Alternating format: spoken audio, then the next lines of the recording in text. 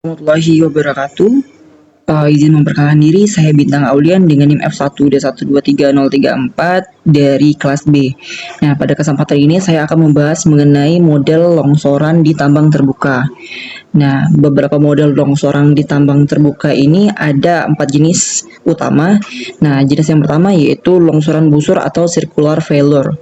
Nah, longsoran busur umumnya terjadi pada material yang bersifat lepas seperti tanah. Sesuai dengan namanya, bidang longsoran ini berbentuk busur, yang dimana batuan hancur yang terdapat pada suatu daerah penimbunan dengan dimensi yang besar akan cenderung longsor dalam bentuk busur lingkaran.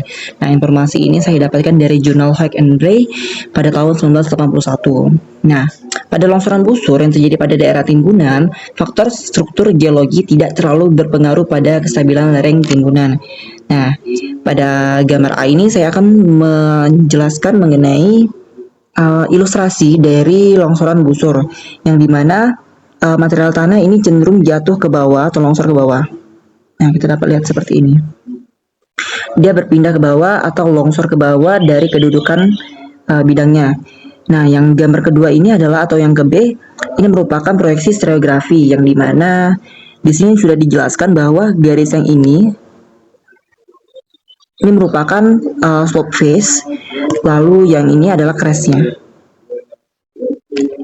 Nah, selanjutnya saya akan membahas mengenai contoh kasus atau di mana kita dapat menemukan longsoran busur ini terjadi. Nah, pada 9 Maret 2021 terjadi kejadian di mana longsor di tambang PT Kim atau Kwansing Inti Makmur di Desa Tanjung Belit, Kecamatan Jujuhan. Nah, alasan mengapa ini termasuk ke dalam longsoran busur karena ada beberapa alasan. Yang pertama yaitu bentuk lerengnya. Bentuk lereng dari kasus ini merupakan tampak melengkung, yang merupakan ciri khas dari longsoran busur. Yang kedua, material dari longsorannya. Longsoran ini tampaknya melibatkan tanah dan batuan lepas akibat kegiatan tambang. Nah, yang ketiga, kita dapat melihat kondisi pasca longsornya, yang dimana adanya alat berat yang tertimbun.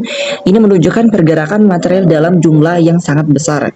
Nah, ini umum terjadi pada longsoran busur. Namun, untuk memastikan jenis longsoran secara geoteknis, kita perlu dilakukan analisis lebih lanjut seperti pemeriksaan bidang longsor, komposisi tanah, batuan, dan faktor pemicu longsoran. Nah, memasuki pembahasan yang kedua yaitu jenis longsoran lainnya yaitu longsoran bidang atau planar failure. Nah, longsoran bidang ini merupakan longsoran yang terjadi sepanjang bidang luncur, bidang diskontinuitas seperti sesar, kekar, liniasi, atau bidang perlapisan dengan kemiringan yang lebih datar dari permukaan lereng di atasnya. Nah, informasi ini saya dapatkan dari jurnal Aladi dan Abdulaziz tahun 2014. Nah, bidang gelincir lereng mempunyai strike yang sejajar atau hampir sejajar dengan strike lereng dengan toleransi maksimal 20 derajat. Nah, yang E ini merupakan ilustrasi gambarnya. Kita dapat melihat di mana bidang luncurnya atau bidang diskontinuous seperti sesar, kekar, dan liniasi dengan kemiringan yang lebih datar dari permukaan lereng di atasnya. Seperti ini. Nah, ini merupakan materialnya, yang umumnya merupakan tanah atau batuan.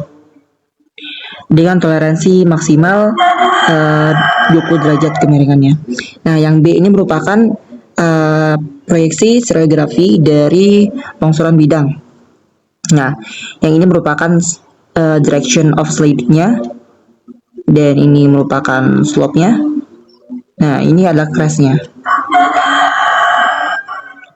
Nah, memasuki pembahasan yang kedua yaitu kita akan membahas mengenai contoh kasusnya atau bagaimana bentuk dari longsoran bidang di dunia nyata. Nah, contoh kasusnya ini saya ambil dari Hackwell Block 4445 di Tambang Senakin. Nah, ini merupakan jenis longsoran atau jenis tipe longsoran yang dimana diinformasikan bahwa di sini terdapat tinggi lereng sepanjang 45 meter dengan lebar bukaan 90-100 meter dan kedalaman longsorannya kurang lebih 10 meter. Nah, di informasi ini saya mendapatkan bahwa terdapat struktur geologi lokal dengan orientasi N100 derajat E garing 80 derajat serta beberapa set kekar yang relatif memotong lereng high wall dengan orientasi umumnya N 50 derajat, E garing 60 derajat. Nah, di sini ditemukan adanya rembesan atau seepage pada dinding high wall melalui bidang-bidang rekahan sehingga dapat disimpulkan bahwa kondisi lereng relatif jenuh air. Nah, untuk lebih lanjutnya dapat teman-teman baca saja karena ini cukup panjang. Nah, alasan mengapa ini termasuk ke dalam contoh kasus karena di sini ditemukan adanya struktur geologi yang sejajar dengan lereng. Yang kedua yaitu kemiringan bidang longsor yang relatif curam dengan bidang diskontinuitas yang hampir vertikal atau 80 derajat. Nah, lereng menjadi tidak stabil karena tidak ada cukup material yang dapat menopang batuan di atasnya. Nah, yang kedua saya akan membahas mengenai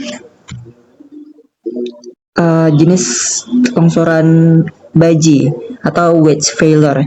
Nah, longsoran baji ini terjadi bila terdapat dua bidang lemah atau lebih berpotongan sedemikian rupa sehingga membentuk baji terhadap lereng. Nah, longsoran baji ini dapat dibedakan menjadi dua tipe longsoran yaitu longsoran tunggal atau single sliding dan longsoran ganda atau double sliding. Nah, untuk longsoran tunggal ini luncuran terjadi pada salah satu bidang, sedangkan untuk longsoran ganda luncuran terjadi pada perpotongan kedua bidang.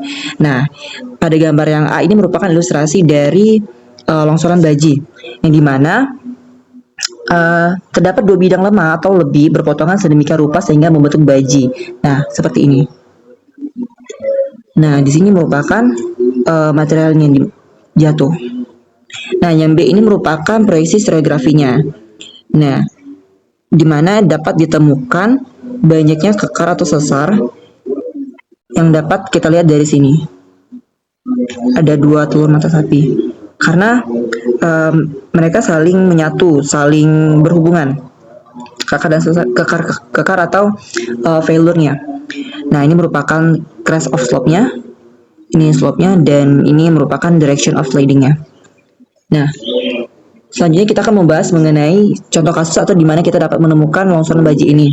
Nah, di sini saya mendapat informasi bahwa adanya kasus longsoran di High Wall Block 3132 yang menyebutkan adanya dua set bidang kekar yang membentuk baji dengan orientasi N 160 derajat, E garing 74 derajat, dan N 205 derajat, E garing 70 derajat yang akhirnya menjadi pembatas longsoran pada kedua sisinya. Nah, ini merupakan indikasi longsoran baji atau wedge failure karena terbentuk akibat perpotongan dua bidang diskontinuitas yang memungkinkan massa batuan meluncur. Nah, ini merupakan informasi yang saya dapatkan, yang dimana pertama kali teridentifikasi adanya retakan pada area kaki lereng front loading. Lalu dimensi lebar bukanya 75 meter. Nah, untuk informasi selanjutnya bisa teman-teman baca sendiri karena cukup panjang. Nah, selanjutnya kita akan membahas mengenai longsoran guling. Nah, longsoran guling ini terjadi pada lereng curam dan pada bagian atas yang keras serta berbatu dengan struktur bidang lemah berbentuk kolom. Nah, longsoran guling akan terjadi pada waktu lereng batuan yang arah kemiringannya berlawan dengan kemiringan bidang-bidang lemahnya. Keadaan tersebut dapat digambarkan dengan balok-balok yang diletakkan di atas sebuah bidang miring. Nah, ini merupakan contoh atau gambar atau ilustrasi dari longsoran guling, yang dimana lerengnya ini cukup curam dan pada bagian atas yang keras serta berbatu dengan struktur bidang lemah berbentuk seperti kolom.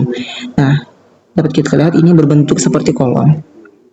Nah, yang B ini menjelaskan mengenai proyeksi stratigrafinya, di mana letak dari kekarnya ada di sini atau failure-nya ada di sini nih. Nah, ini merupakan crest-nya dan ini slope-nya. Yang selanjutnya saya akan membahas mengenai kasus yang terjadi atau gambaran dari longsoran guling di dunia nyata.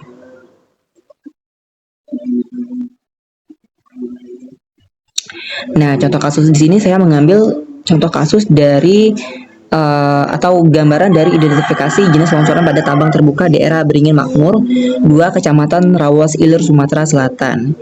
Nah, di sini saya mengambil atau menyimpulkan bahwa hasil analisis kelongsoran pada tambang terbuka daerah Beringin Makmur 2 ini menggunakan metode kinematik yang diintegrasikan dengan aplikasi DIPS 7.0 pada pengambilan data pada lereng yang diteliti dinyatakan termasuk longsoran guling atau toppling dengan tipe direct, yaitu toppling sebesar 58,58% dan tipe oblique toppling sebesar 6,78%. Nah, berdasarkan data-data tersebut, ini menunjukkan kekar-kekar sebagai faktor utama terjadinya longsor. Tetapi kekar-kekar yang ada pada daerah penelitian tidak diakibatkan oleh faktor tektonika, melainkan diakibatkan oleh faktor sekunder seperti pergerakan alat berat dan kendaraan angkut. Terima kasih. Nah, ini terakhir adalah daftar pustaka yang saya ambil. Terima kasih. Wassalamualaikum warahmatullahi wabarakatuh.